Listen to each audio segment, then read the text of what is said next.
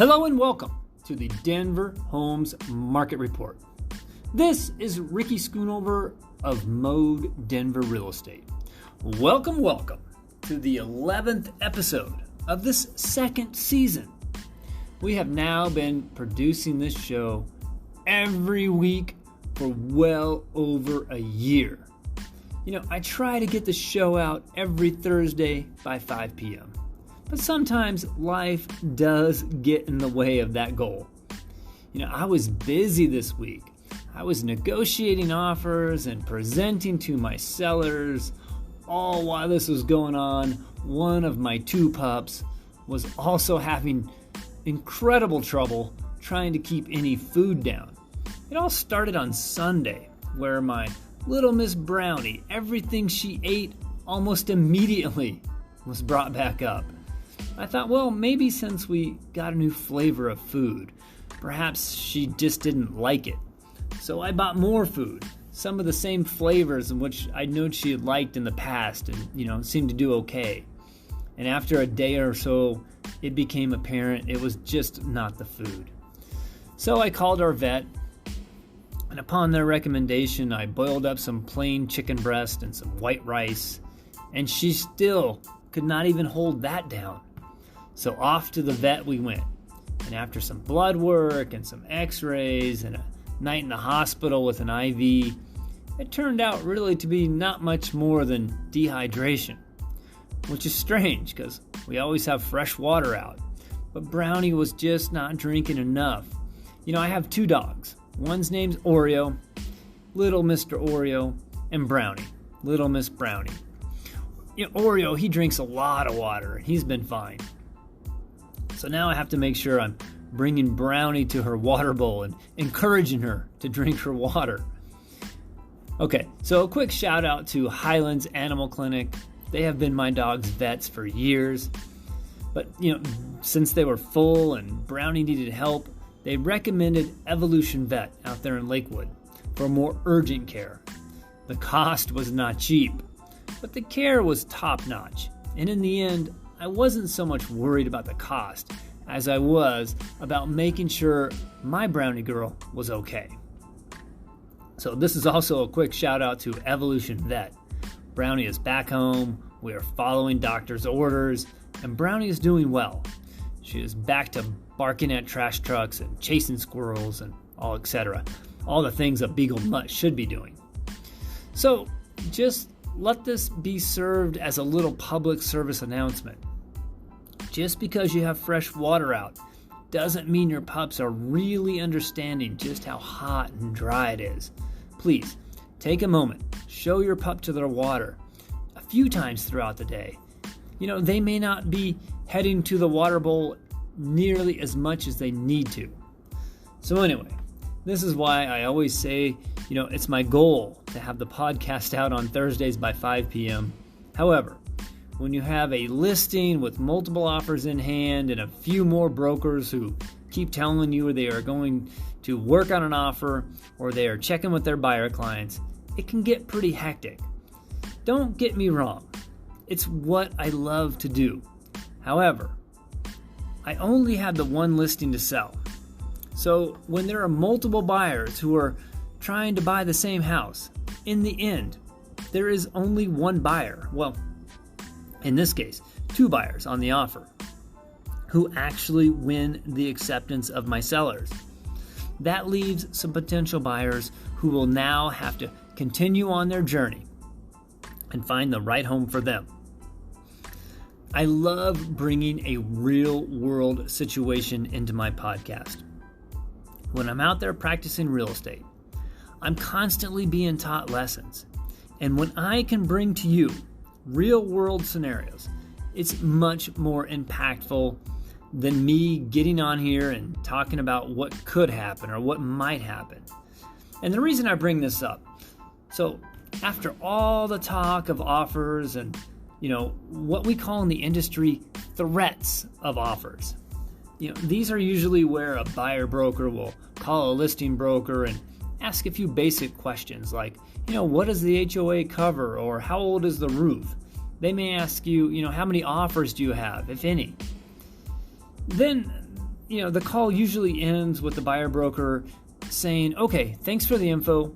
I'm going to speak to my buyers and see if we can't, get an offer on the table. I fielded at least a dozen calls and or text exchanges just like this over the past Sunday, Monday, and Tuesday. However, by Tuesday, we had received one offer, but it wasn't great. Then we received another offer. So I called my clients back up and we planned to, share a phone call around 6 p.m. on Tuesday to discuss this newest offer. In the meantime, we had yet another offer come in. So by the time our 6 p.m. call came, we had two viable offers to go over with my clients. My sellers were ecstatic, but also, quite frankly, exhausted. They have an adult child who works nights, they have a cat, they have a dog. So you can just imagine the circus which takes place. Each time they have to, round everybody up and step away for them to have a showing. In fact, this is why I held open houses both Saturday and Sunday, so that we could at least, sort of clump the showings together and they could be scheduled in, one block of the day, and they would not have to keep loading and unloading the house all day for showings. But anyway, our 6 p.m. phone call arrives, and I share with them we have the two offers, not just that one. Of course, they are ecstatic. We go through the offers. They indicate they are ready to accept one of these two offers. So I explained to them that, we have had so much chatter about other offers possibly coming in. They could wait and see what else comes our way. But quite frankly, both these offers are already over what they were originally asking for. They say, I think we should go with that second offer that we spoke about. So we pull the offer back up and I direct them to section 29. In this section of the contract, it talks about good faith. And I go on to explain to my clients a bit more about the good faith clause and why it's so important to understand its purpose. Let's focus on sellers first, since in this instance, I'm working on behalf of my seller's best interest. When you are the seller and you are considering accepting an offer, it's tempting, right? Not to want to accept the offer that's currently in your hand. What if other offers come in after you sign? Can you ditch this current offer and go for the better one after the fact? And the answer is no. And it's a resounding no. Could you imagine all the sellers out there in the Denver market? We are talking thousands of deals per month. Could you just imagine how destructive it would be if sellers were out there just accepting offers, and then as soon as another person came along and they said, hey, I'll pay you more if you ditch that current contract and accept mine. The reason real estate is tried and true as an investment, it's really due to the level of trust built into the framework. If this were happening, there would be no trust. And with no trust, we have nothing.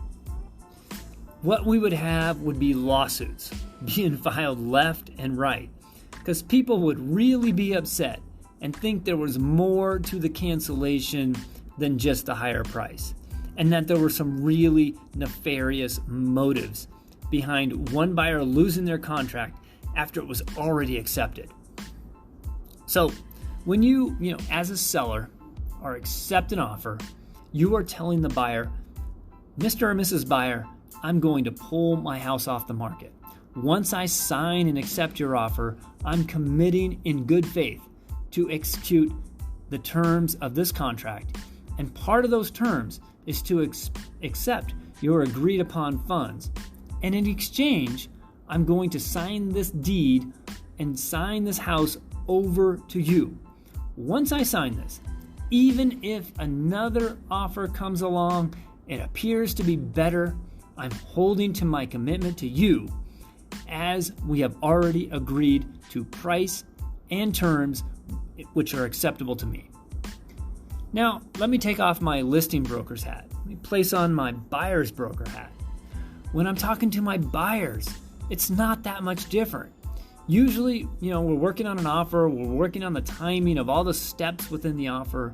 We are also talking about their loan and what conditions their lender, will be requiring, and making sure we include all those aspects into their offer.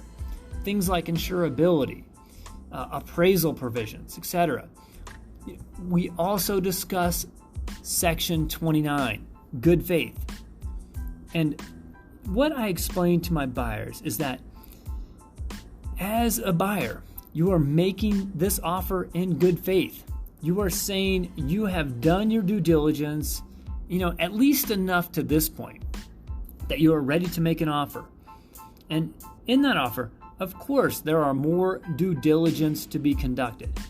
But at this initial stage, you like the home, you like the area, you've walked through the home, and first impressions tell you, as long as everything else checks out, you are committed to buying this home.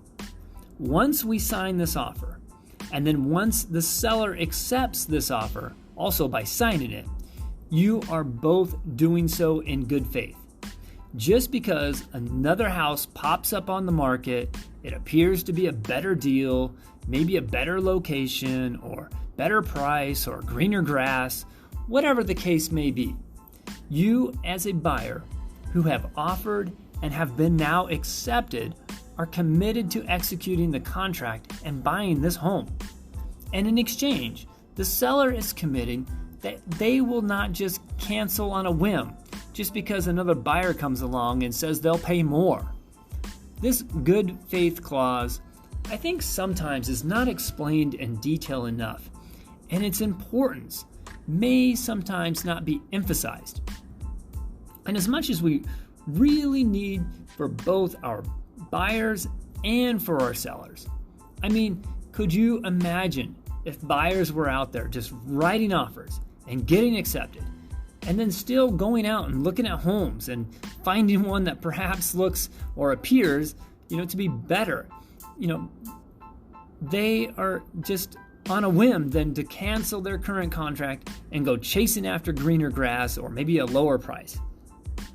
There is a good reason we need both brokers, the buyer's broker and the seller's broker, communicating to both our buyer clients as well as our seller clients why the good faith clause is there and why adhering to that clause from all parties is vital to the continued success of home buyers who buy a home, and hopefully with a bit of luck, the home not only provides shelter from the elements, a secure place to keep your possessions and live your life, but also, perhaps, it even turns out to be a smart financial vehicle for you in the future.